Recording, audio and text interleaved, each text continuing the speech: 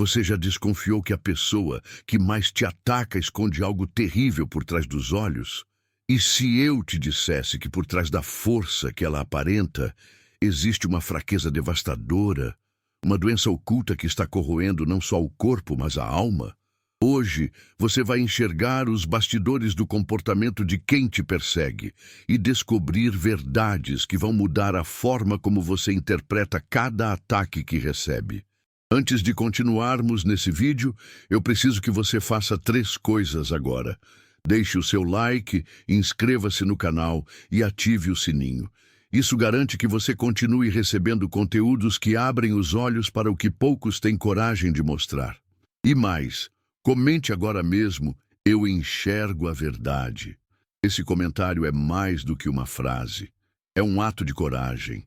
É você se posicionando contra as mentiras que te cercam e aceitando que há muito mais por trás do que os olhos podem ver. Imagine estar diante de alguém que sorri com simpatia, mas esconde uma tormenta interna que ameaça explodir a qualquer instante. É esse o tipo de inimigo mais perigoso, o que finge serenidade enquanto trama no silêncio. O sorriso que aparenta calma não é sinal de paz, mas de uma armadura cuidadosamente construída para esconder a decadência. Esse tipo de pessoa não apenas mente para os outros, mas também para si mesma, numa tentativa desesperada de manter o controle sobre uma vida que escorre entre os dedos. São os que aplaudem sua queda em público, mas implodem em silêncio quando ninguém está vendo. Por trás desse sorriso reside uma força sombria movida pelo medo. Medo de serem descobertos, de sua fraqueza ser exposta, de que sua fragilidade os torne irrelevantes. É justamente essa vulnerabilidade que os torna obcecados por controlar os outros. Quando atacam, não o fazem apenas por raiva, mas para sufocar o próprio desespero. Atacam porque sentem que a única maneira de reafirmar sua existência é ferindo. E quanto mais sorriem, mais próximos estão de um colapso total. O sorriso se torna uma ameaça disfarçada, uma máscara que grita por socorro, mas que ninguém ouve. Esse inimigo, sorridente e silencioso, vive entre nós. É aquele que menos se espera, mas que mais observa. Ele não quer apenas destruir, quer fazer com que cada gesto pareça normal, cada manipulação pareça carinho. Suas armas não são visíveis, são palavras, silêncios e aparente empatia. Mas o olhar o trai. E se você prestar atenção, verá que esse sorriso não chega aos olhos. Porque olhos não mentem quando a alma está em guerra. Há uma guerra oculta acontecendo dentro do corpo de quem ataca com mais fúria. Essa guerra é silenciosa, mas devastadora. É o corpo se deteriorando, enquanto a mente tenta manter a fachada de força. Por fora, eles parecem inabaláveis. Por dentro, estão ruindo. E quanto mais o corpo enfraquece, mais a mente enlouquece, buscando compensar a perda com agressividade. A doença, que deveria ser um momento de recolhimento e reflexão, vira combustível para a destruição de tudo ao redor. A dor interna não é apenas física, ela é emocional, psicológica, existencial. É o medo de perder o controle, de desaparecer, de não deixar rastro. Cada ataque, cada palavra dita com veneno é um reflexo direto dessa dor. Eles não batem porque são fortes, batem porque estão quebrando. A cada ataque contra os outros, tentam reafirmar a si mesmos que ainda têm poder, que ainda são temidos, que ainda têm importância. A doença os empurra para o limite, e no limite ninguém pensa com clareza. Esse tipo de agressor não precisa de inimigos. Ele próprio é o campo de batalha. O que o move não é mais a razão, mas o desespero. E é nesse estado de negação que se tornam mais perigosos. Eles não se importam mais com consequências, com ética ou com dor alheia. Tudo o que desejam é se sentir vivos, ainda que isso signifique destruir tudo ao seu redor. Eles não estão apenas doentes no corpo, estão infectados pela própria necessidade de parecer invencíveis. Se até aqui você sentiu que essa mensagem falou diretamente com sua alma, Então, escuta isso com atenção. Tem uma reviravolta chegando na sua vida. E não é coincidência você estar assistindo a este vídeo hoje. Uma nova casa, um carro zero, uma oportunidade que parecia impossível. Tudo isso está se alinhando no invisível para se manifestar no seu caminho. Mas para que essa energia continue fluindo, é essencial ativar a gratidão. E uma forma poderosa de fazer isso é através do botão Valeu Demais aqui no vídeo. Se você puder, envie um valor simbólico de até $100, como forma de gratidão ao universo e como sinal de que você está pronto para receber o que é seu por destino. Esse pequeno gesto de retorno pode ser a chave que faltava para liberar tudo que está sendo preparado para você.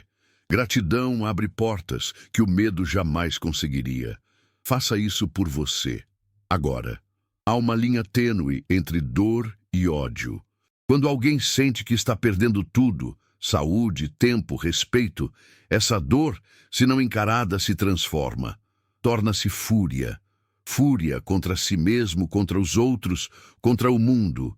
E então, o que era sofrimento, vira munição. Esses indivíduos já não atacam por estratégia, mas por impulso. E cada ato violento, cada gesto cruel, é um grito disfarçado de desespero. Eu não aceito perder. Essas pessoas não atacam porque querem vencer. Atacam porque não sabem lidar com a derrota. O fracasso pessoal é insuportável, então tentam transferi-lo. O problema nunca está neles, está em você, no sistema, na vida. Se estão doentes, é culpa dos outros. Se estão caindo, vão levar o máximo de pessoas junto. É a lógica do caos. Se eu estou afundando, ninguém mais flutua. E por trás dessa fúria, o que realmente existe é um indivíduo esmagado pelo próprio reflexo, incapaz de encarar a própria ruína. A dor se torna uma arma poderosa, porque é invisível. Ninguém vê o que ela está fazendo lá dentro. O agressor não sangra por fora, mas sangra por dentro, e esse sangue alimenta um ódio cego. Ele se recusa a ser esquecido, então grita, destrói, impõe. Não aceita a decadência, então reage com violência. O fracasso o destrói, mas a dor de ver outros vencendo o destrói ainda mais. Por isso, ele tenta calar toda vitória, apagar toda esperança, porque no fundo, a única coisa que resta é a vontade de ver o mundo tão quebrado quanto ele está. Existem fortalezas construídas não com tijolos, mas com mentiras. Pessoas que se vestem de força, quando na verdade estão implodindo por dentro. Elas criam uma imagem impenetrável de poder, bravura e autossuficiência, mas tudo não passa de encenação. São atores de si mesmos, representando uma versão idealizada que nunca existiu de fato. O problema é que manter essa peça em cartaz exige uma energia insustentável, e quando o palco desaba, a ruína é catastrófica. Esses indivíduos fingem tanto que acabam acreditando nas próprias farsas, mas o corpo não mente. A alma não sustenta ilusões por muito tempo, e quando a doença chega, ela exige verdade. Mas como alguém que vive da mentira vai aceitar ser visto como frágil? A resposta é simples, não aceita, e por isso essas pessoas se tornam ainda mais duras, ainda mais autoritárias, ainda mais hostis. Estão travando uma guerra contra a verdade, e cada vez que alguém tenta chegar perto, eles atacam. A força que demonstram é um escudo contra a humilhação, um mecanismo de sobrevivência. Eles precisam parecer inabaláveis porque não suportam ser vistos como humanos. Mas ninguém é forte o tempo todo. Ninguém é imune à queda. E quanto mais eles fingem, mais exaustos ficam. O colapso não é uma possibilidade, é uma certeza. E quando acontece, destrói tudo ao redor. Porque não estavam apenas protegendo a si mesmos, estavam enganando todos ao seu redor. E a verdade, quando chega, cobra caro. O desespero é uma força brutal. Ele não pensa, não calcula, não perdoa. É um impulso primitivo que toma o controle de quem se sente encurralado. Quando alguém esconde uma doença devastadora, esse desespero toma forma de ataque. Eles não estão apenas reagindo ao mundo, estão reagindo ao próprio tempo que se esgota. Cada gesto agressivo, cada estratégia insana é uma tentativa de dizer: ainda estou aqui, mesmo que isso signifique arrastar outros para o abismo. O ataque se torna o único movimento possível, porque ficar parado dói mais. Eles não têm mais espaço para planos a longo prazo, nem esperança para reconstruir. Vivem em modo de urgência, como se o próximo minuto fosse o último. E quando se vive assim, tudo vira arma. O olhar, a palavra, o silêncio. Tudo pode ser manipulado para manter o controle. É o tipo de pessoa que não tem mais medo de perder porque sente que já perdeu tudo. Esse tipo de desespero gera monstros. Não monstros clássicos com garras e presas, mas pessoas comuns que perderam o limite entre dor e destruição. Eles justificam cada agressão como uma defesa, mas estão apenas gritando por ajuda de uma forma que ninguém sabe interpretar. E o mais triste é que, no fundo, tudo o que queriam era não estar nesse lugar. Mas agora que estão, não pretendem sair sozinhos. O ataque virou modo de vida. E a sobrevivência virou sinônimo de dominação. Quando a verdade começa a se aproximar, alguns não enfrentam, eles redirecionam. E uma das táticas mais engenhosas e perversas é transformar a própria dor em distração. O agressor, uma vez exposto ao próximo de ser, começa a se vestir de vítima. A doença, antes ocultada com unhas e dentes, passa a ser exibida seletivamente, nos momentos em que pode gerar simpatia. Não é um apelo sincero por ajuda, é uma jogada. É a manipulação da empatia alheia para esconder as próprias falhas. Assim, o foco sai de seus erros e se volta para sua condição. É uma mudança de narrativa planejada, cirúrgica. Esse comportamento é eficaz porque atinge o emocional de quem observa. Afinal, quem ousaria cobrar de alguém que está visivelmente fragilizado? Mas essa fragilidade é cuidadosamente dosada, mostrada apenas o suficiente para causar impacto, nunca para humanizar de fato. O agressor quer piedade, mas não redenção. Quer compaixão, mas não cura. Ele não deseja se reconstruir, apenas encobrir o que fez. E pior, ao assumir o papel de vítima, ele começa a inverter os papéis. Quem antes era agredido passa a ser visto como cruel por não entender o sofrimento do outro. É uma estratégia que confunde, que silencia, que paralisa. Essa cortina de fumaça emocional é tão densa que muitos se perdem nela. O agressor não precisa mais esconder a doença, ele a transforma em escudo. E esse escudo o protege da responsabilidade, da crítica, da consequência, mas também o aprisiona, porque, ao usar sua dor como manipulação, ele se distancia cada vez mais da verdade. Torna-se um personagem dentro de uma narrativa onde não há mais espaço para a redenção real, apenas para o controle teatral das emoções alheias. Poucas coisas consomem tanto quanto a inveja, e quando essa inveja é alimentada por uma doença oculta, ela se transforma em uma chama que não apaga, só aumenta. O agressor olha ao redor e vê pessoas vivendo, criando, prosperando, enquanto sente sua vitalidade escoando. Ele não inveja apenas o que os outros têm, mas o que sente que está perdendo: o tempo, a energia, a juventude, o impacto.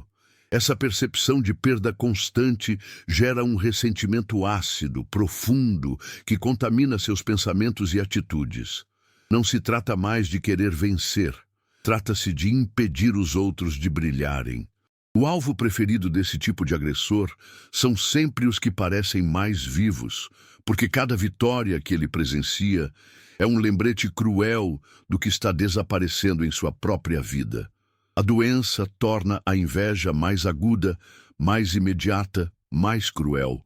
Ele já não busca cura, busca comparação, e nessa comparação constante decide atacar, porque se ele não pode mais conquistar, pode destruir. É uma tentativa irracional de nivelar a existência. Se eu não posso ter, ninguém terá. E nessa lógica doentia, ele vai cortando tudo ao seu redor, como se isso apagasse sua dor. O que esse agressor não percebe é que a inveja não cura, ela só aprofunda a dor. Quanto mais ele tenta destruir o que o incomoda, mais se depara com o vazio que sente. É um ciclo autodestrutivo, onde a raiva alimenta a doença e a doença alimenta a inveja. Ele se torna escravo daquilo que mais odeia, a vitalidade alheia. E nesse ódio silencioso vai apagando a si mesmo, uma faísca por vez. Existe um medo que supera o da morte, o de ser esquecido. Para o agressor doente, esse medo se torna visceral. Ele sente sua influência escorrer como areia entre os dedos. O respeito que uma vez teve começa a se desvanecer, e a irrelevância se aproxima como uma sombra inevitável. Em vez de lidar com isso com dignidade ou introspecção, ele reage com violência simbólica. Cada ataque é uma tentativa de imprimir sua marca no mundo. Não importa se essa marca é feita de dor, o importante é que seja indelével. Esse tipo de comportamento é perigoso porque transforma o agressor em um arquiteto do caos. Ele já não se importa com a qualidade de sua memória, apenas com sua permanência. Se não puder ser lembrado pelo bem, será lembrado pelo estrago. E assim começa a construir um legado de ruínas, de relações quebradas, de cicatrizes emocionais. O que ele não percebe é que, ao tentar evitar o esquecimento, está, na verdade, confirmando sua perda de significado. Porque a memória forçada pela dor nunca é nobre, é maldição. A luta contra o esquecimento, quando movida pelo medo e não pela paixão, se torna um espetáculo patético. Um ser humano gritando no vazio, tentando convencer a plateia de que ainda está em cena, mesmo depois que as cortinas já caíram. Ele não busca reconhecimento, mas eco. E esse eco é construído em cima de destruição. O grito que ele emite não é por ajuda, é por permanência. Mas quanto mais alto ele grita, mais evidencia que o silêncio se aproxima. Para alguns, a vida é um palco e o fim precisa ser teatral. Quando o agressor percebe que não pode mais manter as aparências, que a doença o venceu em silêncio, ele se prepara para seu ato final. Mas não um ato de redenção, um ato de ruína. Tudo se transforma em tática. Os conflitos que inicia, as alianças que rompe, os escândalos que provoca. Não há mais inocência em seus movimentos. Ele quer que sua saída seja notada. Quer que o mundo se dobre diante do seu colapso como se fosse uma tempestade inevitável. Esse espetáculo do caos é frio, calculado. Parece impulso, mas é plano. O agressor sabe que o tempo acabou, então joga todas as fichas na mesa. Torna-se imprevisível, perigoso, desconectado das consequências. Ele manipula não apenas fatos, mas emoções. Se apresenta como vítima para uns, como justiceiro para outros e como mártir para si mesmo.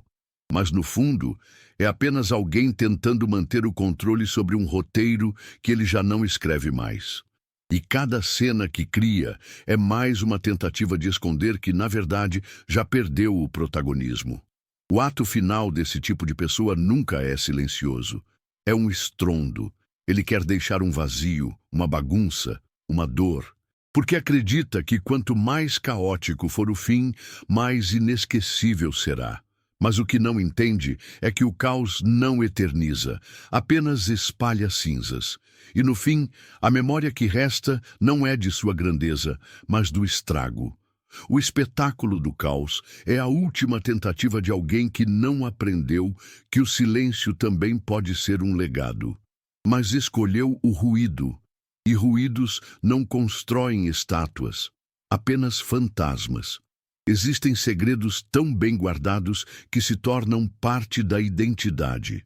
Para o agressor que esconde sua doença, essa ocultação virou um pilar psicológico. Ele construiu sua imagem pública em torno da força, do controle, da autossuficiência. E a simples ideia de que essa imagem seja desmontada pela verdade da sua fragilidade é intolerável. Para ele, ser visto é morrer, porque o olhar dos outros, uma vez informado sobre sua doença, se tornará espelho. E ele não suportará ver seu reflexo através dos olhos alheios. Essa fobia de exposição transforma o comportamento. Ele se torna paranoico, controlador, desconfiado. Qualquer pergunta vira ameaça, qualquer gesto de cuidado vira invasão. Ele prefere ser temido a ser ajudado, porque a ajuda pressupõe que ele precisa, e ele se recusa a ser alguém que precisa. Sua fortaleza emocional se construiu sobre negação, e admitir a doença é admitir que tudo foi um teatro. E esse tipo de desmoronamento não é físico, é existencial. Mas quanto mais tenta esconder, mais se afunda. Porque o segredo exige manutenção constante, e isso consome energia, tempo e sanidade. A doença já o fragiliza, mas o esforço de fingir o torna ainda mais vulnerável. É uma espiral, e nessa espiral, ele começa a destruir tudo que possa ameaçar seu disfarce. Pessoas, relações, oportunidades, tudo vira risco. E, ironicamente, quanto mais tenta esconder, mais visível se torna. Porque nada chama mais atenção do que alguém tentando desesperadamente não ser visto. Nem toda doença começa no corpo. Às vezes ela nasce na alma, silenciosa, cultivada por anos de escolhas egoístas, ressentimentos não resolvidos e mentiras repetidas até virarem verdades. O agressor que esconde uma enfermidade profunda pode estar enfrentando mais do que um colapso físico. Ele está colhendo o fruto de uma corrupção interna que contaminou tudo ao seu redor. A dor que sente não vem apenas das células adoecidas, mas das culpas não enfrentadas, das máscaras usadas por tempo demais, da própria consciência que grita abafada sob camadas de orgulho. A doença, nesse caso, não é apenas um castigo biológico, é um reflexo. O corpo se dobra à medida que a mente se deforma, como se um acompanhasse o outro na marcha da autodestruição. Ele não vê mais diferença entre a dor física e a dor emocional, porque ambas se misturam e alimentam uma a outra. O agressor sente que está morrendo, mas o que realmente o corrói é a parte de si que se perdeu, que foi sacrificada em nome da aparência, do controle, da manipulação. E agora, tudo o que resta é uma casca envenenada pela própria história que decidiu escrever. Essa corrupção não tem cura fácil, porque ela exige mais do que remédios, exige confronto com verdades duras, com arrependimentos sufocados. Mas quem viveu tanto tempo escondendo não sabe mais como expor. E nesse impasse, o corpo se entrega, porque o corpo, ao contrário da alma, não mente por tanto tempo, e quando ele desmorona, revela o que a alma tentou esconder por toda uma vida. Que o verdadeiro veneno não veio de fora, mas sempre esteve dentro. Enquanto o mundo vê um rosto firme, talvez até altivo, uma guerra brutal está sendo travada nos bastidores do ser. Essa guerra é silenciosa, invisível aos olhos de quem convive com o agressor, mas ela consome com a ferocidade de um incêndio. É a batalha entre o que ele quer mostrar e o que ele realmente sente. Entre o corpo que enfraquece e a mente que se recusa a admitir derrota. Entre o passado que ele defende com unhas e dentes e o presente que o obriga a mudar. Nessa guerra, não há exércitos, apenas um homem contra si mesmo. O grande problema é que essa guerra não tem testemunhas. E por isso, o agressor age como se nada estivesse acontecendo. Continua sua rotina de controle, sua dramaturgia de poder, seus ataques preventivos. Mas por dentro, ele está se desintegrando. Cada gesto de aparente força é uma negação do colapso. E esse colapso, mesmo silencioso, vai se infiltrando em tudo. Nos pensamentos, nos relacionamentos, nas decisões. Até que um dia ele já não consegue distinguir mais o que é verdade e o que é performance. O colapso silencioso é o mais perigoso porque não avisa. Ele se instala devagar, corroendo a lucidez, a empatia, o discernimento. O agressor se torna errático, imprevisível, cada vez mais agressivo, porque está tentando abafar o som da própria queda. E quando, enfim, a guerra interna chega ao auge, já não há como voltar. O mundo descobre tarde demais que aquela força inquebrantável não passava de uma cortina, escondendo ruínas. E então, não resta glória, apenas poeira. Paranoia não nasce do nada. Ela cresce em solo fértil de segredos, negações e medos. Para o agressor doente, o tempo é uma ameaça constante. E quanto mais ele tenta esconder sua condição, mais o mundo ao redor se transforma em um campo minado. Ele começa a enxergar perigo em cada gesto, traição em cada silêncio, armadilhas em cada olhar.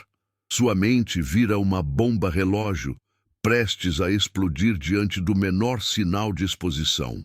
E nesse estado de tensão máxima, tudo se torna justificativa para atacar. O agressor paranoico não dorme, ele vigia, ele interpreta, ele fantasia. Sua mente constrói cenários inteiros, baseados em suspeitas, muitas vezes irreais, mas vividas com total intensidade. Ele passa a desconfiar dos mais próximos, dos mais leais. A doença já não é apenas no corpo. Agora é cognitiva, emocional, comportamental. E quanto mais desconfia, mais se isola. Porque para ele todos sabem. Todos estão vendo o que ele tenta esconder. E o medo de ser desmascarado supera o medo da própria morte. Essa bomba relógio, uma vez armada, não se desarma com facilidade. Ela acumula tensão até o ponto de ruptura, e quando explode, não escolhe alvos. Amigos, parceiros, familiares, todos viram inimigos em potencial. O agressor age com fúria desproporcional, não porque odeia, mas porque teme. Ele não está tentando dominar, está tentando sobreviver ao pânico interno. Mas no processo, destrói tudo, e ao fim, o que sobra é o silêncio de quem tentou esconder demais e acabou implodindo por não conseguir mais sustentar a própria mentira. Toda história construída sobre mentiras tem um fim, e o momento em que a verdade vem à tona é como o clímax inevitável de uma tragédia. Para o agressor que escondeu sua doença com tanta obsessão, a revelação é o ponto de ruptura definitivo. A máscara, mantida com tanto esforço, finalmente cai. E o que ela revela não é apenas um corpo doente, mas uma alma esgotada, uma vida de manipulações, um legado marcado pela negação. O jogo muda porque, de repente, todos enxergam o que ele mais temia mostrar, sua humanidade ferida. A reação a essa exposição pode seguir dois caminhos. Para alguns, é o fim. O colapso psicológico é tão grande que simplesmente desaparecem, envergonhados, derrotados, perdidos. Para outros, porém, é o sinal de que a última batalha chegou. Eles dobram a intensidade, aumentam o volume, tentam apagar sua verdade com caos. Mas o mundo já viu, e uma vez visto, o disfarce não volta. Agora, tudo o que fazem parece tentativa desesperada de manter viva uma farsa. O poder escapa, o medo toma conta, e o ciclo se fecha. A revelação final não destrói apenas a imagem, ela destrói a ilusão. E essa é a maior perda de todas, porque enquanto o segredo estava escondido, ainda havia a chance de reconstrução, de resgate. Mas quando tudo vem à tona, quando o palco desaba, restam apenas os escombros. E nesse cenário, a história do agressor passa a ser contada não pelos feitos que queria mostrar, mas pelas ruínas que deixou para trás. E o eco dessa revelação continuará reverberando muito depois do fim.